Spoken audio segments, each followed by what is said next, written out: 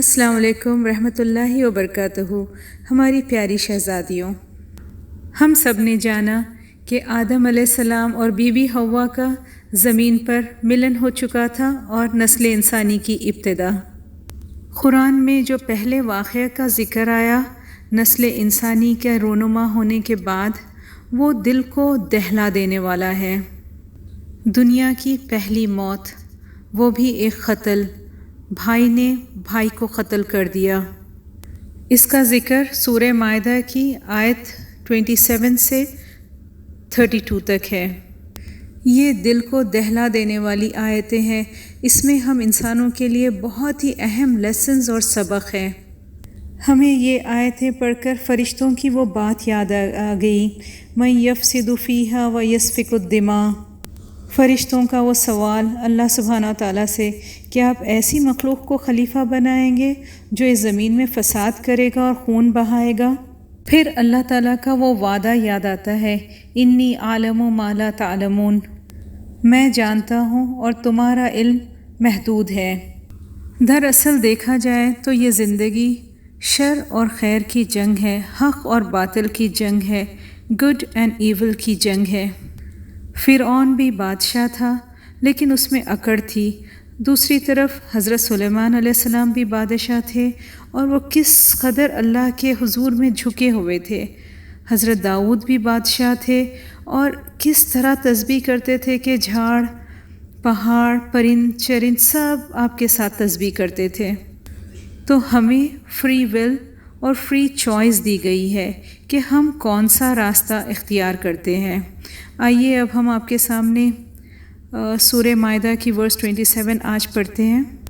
بسم اللہ الرحمن الرحیم، وَاتْلُ عَلَيْهِمْ نَبَأَ ابْنَيْ آدَمَ بِالْحَقِّ إِذْ قَرَّبَا قُرْبَانًا فَتُقَبِّلَ مِنْ أَحَدِهِمَا وَلَمْ يُتَقَبَّلْ مِنَ الْآخَرِ قَالَ لَأَقْتُلَنَّكَ قال انما يتقبل اللہ من المتقین۔ ٹرانسلیشن۔ دیکھیے، ویسے تو سارا قرآن ہی حضور صلی اللہ علیہ وسلم پر نازل ہوا ہے تاکہ پڑھ کے سنائیں، لیکن یہاں اللہ تعالیٰ پھر سے تاکید کر رہے ہیں۔ اس سے قصے کی اہمیت کا پتہ چلتا ہے۔ اللہ سبحانہ تعالیٰ فرما رہے ہیں، اے حبیب، انہیں آدم کے 2 بیٹوں کی سچی خبر پڑھ کر سنائیے۔ جب دونوں نے ایک قربانی پیش کی تو ان میں سے ایک کی قربانی قبول کر لی گئی اور دوسرے کی قربانی قبول نہ کی گئی۔ تو دوسرا بولا، میں تجھے ضرور قتل کر دوں گا۔ پہلے نے کہا، اللہ صرف متقیوں سے قبول کرتا ہے۔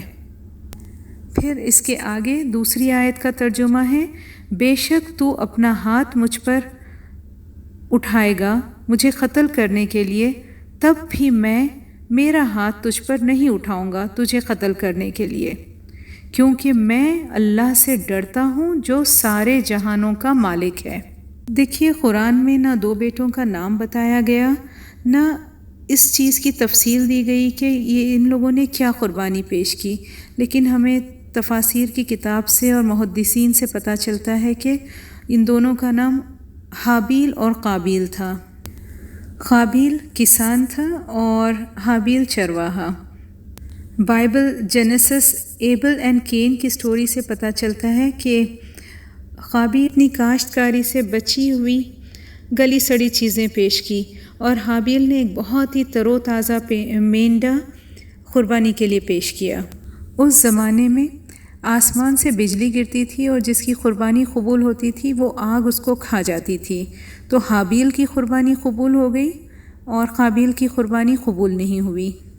قربانی کا روٹ ورڈ ہے قربا، قرب حاصل کرنا۔ کسی کا قرب حاصل کرنے کے لیے اخلاص نیت ہونا بہت ضروری ہے۔ دل کے ساتھ، خوشی کے ساتھ، اخلاص کے ساتھ اپنے بہترین مال کی قربانی جب اللہ کے راستے میں دی جائے گی تو وہ اللہ اس کو ضرور قبول کرے گا۔ اور قربانی کی قبولیت کی دوسری شرط یہ ہے کہ جائز ذریعے سے حاصل کیا ہوا مال ہو، ردی بیکار چیز نہ ہو، اور دینے والے کا انداز، شوق، محبت، خوشی پر بھی منحصر کرتا ہے کہ قربانی قبول ہوگی کہ نہیں۔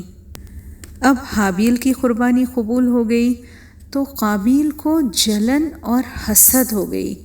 اب دیکھیے یہاں ہونا تو یہ چاہیے تھا کہ وہ اللہ سبحانہ تعالیٰ کے اس حکم کی تعمیل کرتا، فاستبقوا الخیرات، نیکی میں آگے بڑھو، تو کوئی ایک اور بہترین چیز اللہ کی نظر میں پیش کرتا اور اپنے رتبے کو بڑھا لیتا، لیکن وہ حسد اور جلن میں مبتلا ہو گیا، یہاں تک کہ اس قدر غصہ، ناراضگی کہ وہ اپنے بھائی کے قتل پر آمادہ ہو گیا۔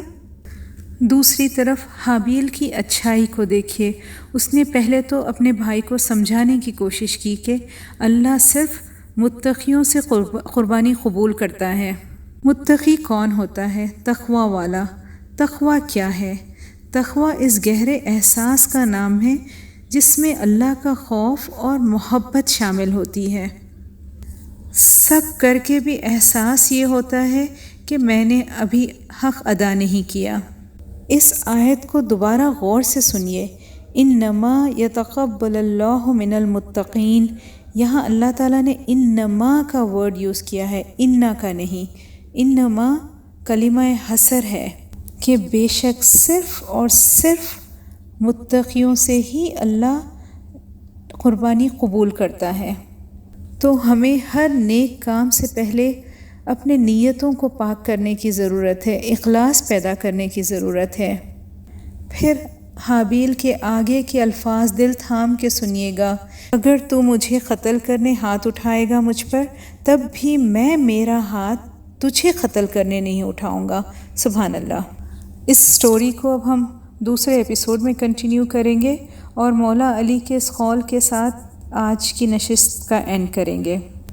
کوئی بھی معاشرہ بغیر دین کے قائم رہ سکتا ہے، لیکن بغیر انصاف کے قائم نہیں رہ سکتا۔